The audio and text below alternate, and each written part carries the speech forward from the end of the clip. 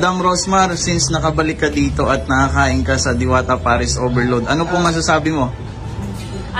Hindi siya masarap. Madam Rosmar, since nakabalik ka dito at nakakain ka sa Diwata Paris Overload, ano pong masasabi mo? Hindi siya masarap. Sobrang sarap! Ang dami ko nakain. Pangatlong soft drinks ko na ito nakakaloka. Tapos yung ubos ko din, yung Chicken, kanin. Grabe, lugi ka sa akin sa condiments na parang may tatlong soft drinks. 100 pesos lang guys. May soft drinks ka na, only rice, only sabaw. At ang dami ng karne, kaya go. Magkakaroon na rin siya ng branch sa Quezon City, kaya punta kayo. Kung sakasakali po ba invite kayo ni Diwata doon? Siyempre naman, kasi in-invite ko rin siya, ninang siya ni Talia sa uwi niya. Ayun. Ma'am, mukhang mauubos mo na yung Chicken Joy ni Diwata. Sarap kasi, tapos may ketchup.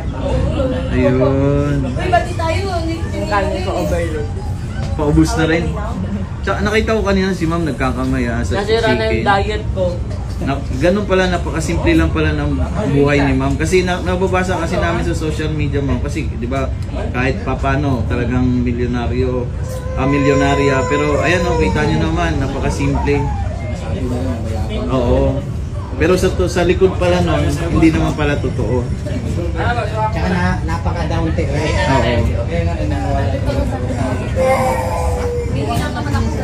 Madam Rosmar lang, Okay lang malakas. talaga sa akin na may video kasi syempre kumikita din kayo.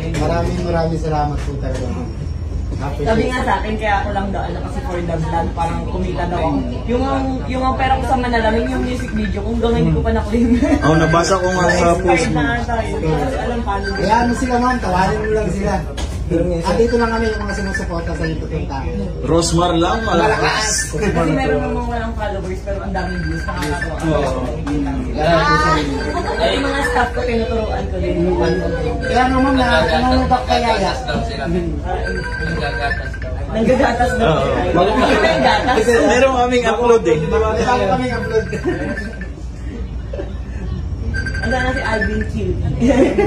Oh, yung nasa libre. Ito yung sobrang manggagat. Number 1 Ito na, lumaki na eh. Number 1. Baka malas ka to eh. Lumaki na si Alvin Cutie.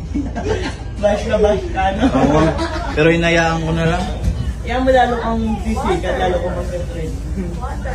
Dahil mama lang sila. Salamat sa advice, ma'am. May passion, may pera. More bashers, more pera. Yung ginawa niyo po, anong dami rin nagbabash sa inyo? Oo, dead ma lang naman. Kasi sinasabi nila na ba't daw si Diwata yung tinuturo ko kaya madami naman natulog or may pera na may business. Ang dami ko naman nakulong mo, di ba pinuturo namin? Kasi meron... Pag wala kang post, sasabihin sila natulog kami post ka naman, ba't pinapay ka naman yung sa Bili ko kay Madam Rosmar kasi yung mga basa niya na comment sa TikTok. Inabasa niya pa eh. Tapos yung reply niya, hindi pang babash eh. Parang motivation sa kanila. Ang galing niya eh. Kasi hindi ako nang babash kasi hindi ko sila nilalait o ano, parang ano lang ba, binabalik ko lang sa kanila yung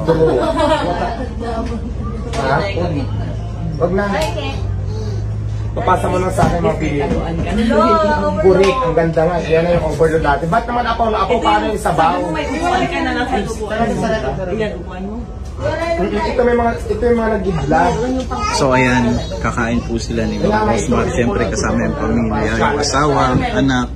Yan yung chicken at yung overload. Tapos yung kama. Ito lang. Pero ano, di ba? Di ba yung maganda? Oo nga eh. Yung itim mo maganda. Yes. Parang akong shala. Sobrang dami naman kasi ang nilagay nyo. Dapat yung normal lang na-serve. Titikman lang naman nila yun. Hindi naman nila mauubos yan eh. Sabaw, wala na lang. Sabaw sa kaputsana, sa kaplato, kanin.